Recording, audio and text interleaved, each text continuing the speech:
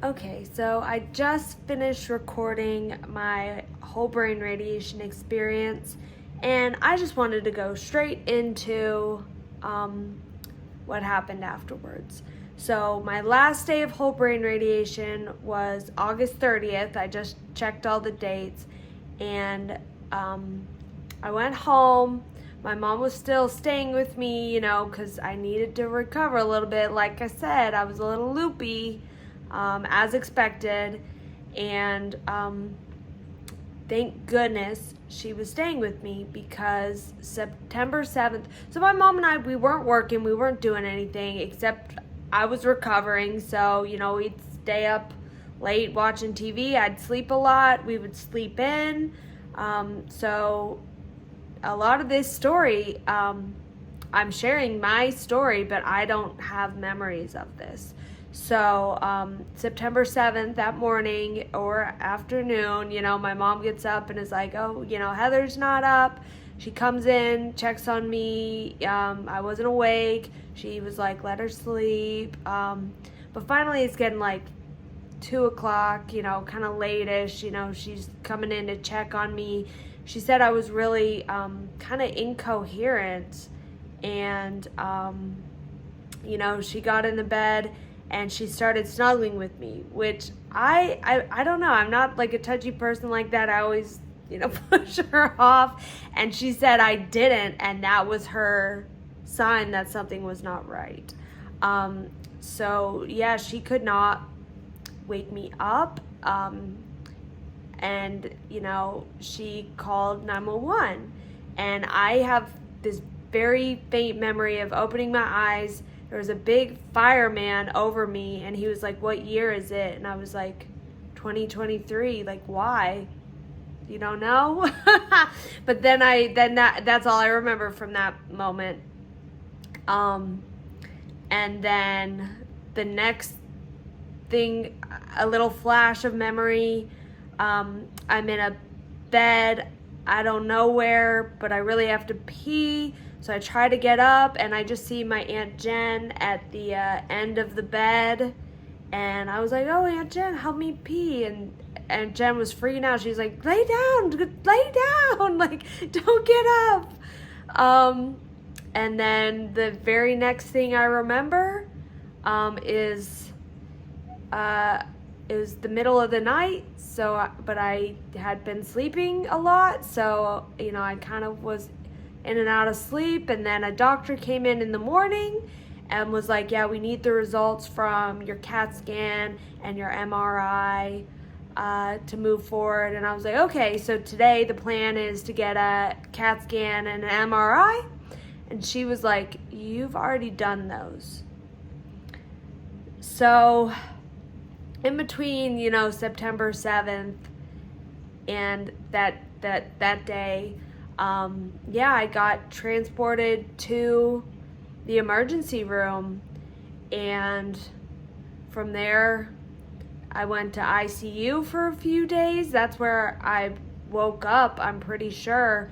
And I guess during that time they shoved my limpless body in an MRI machine and a CAT scan, and I was just unconscious the entire time. I woke up, my arm had been stuck all over. I was all bruised up. That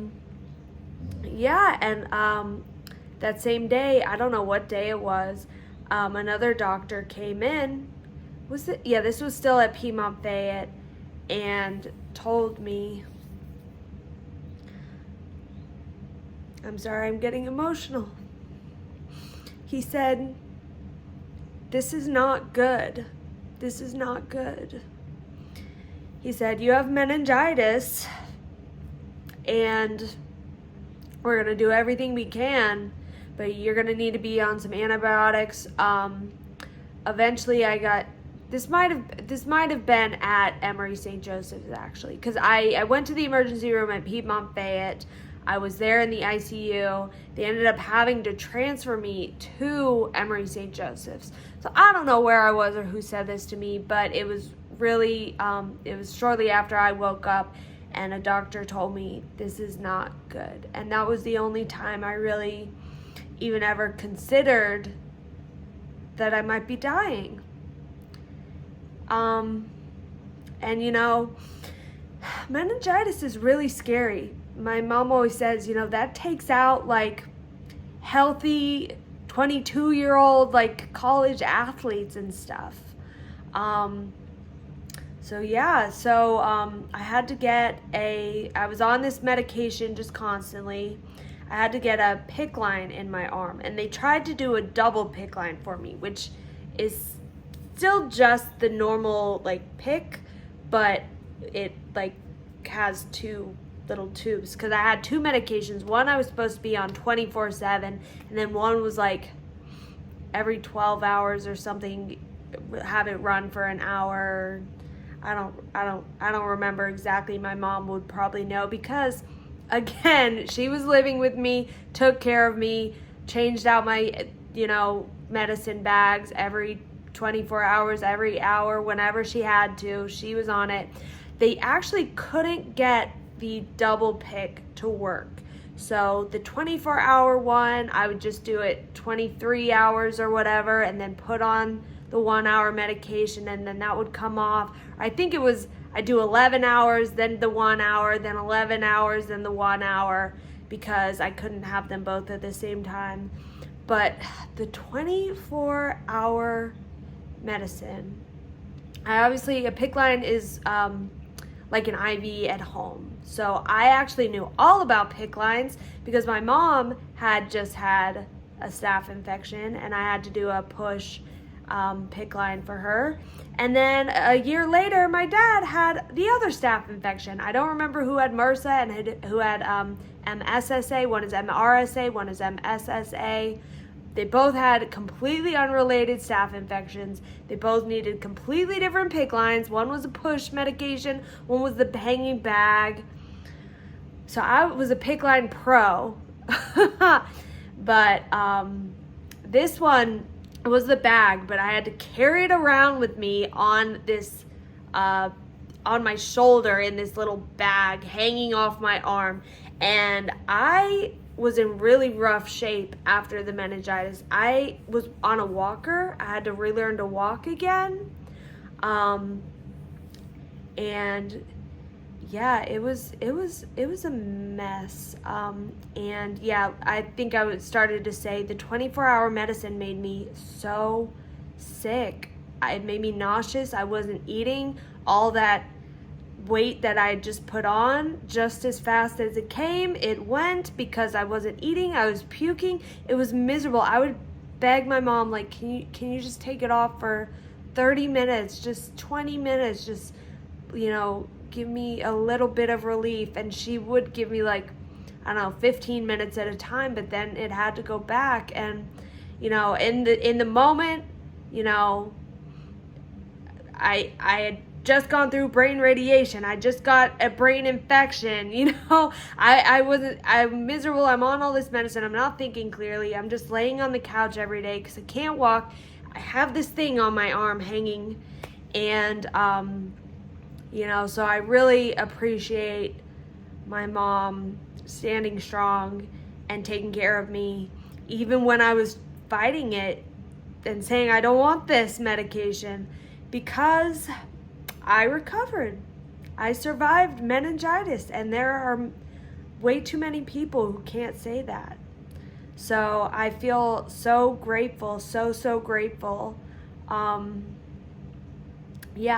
So, they did a bunch of tests, obviously, and eventually it came back, the source of my meningitis. So here's my understanding of it. Again, I'm not a doctor, is that meningitis just means an infection in your brain that got to your brain. So there's a couple different infections, viruses,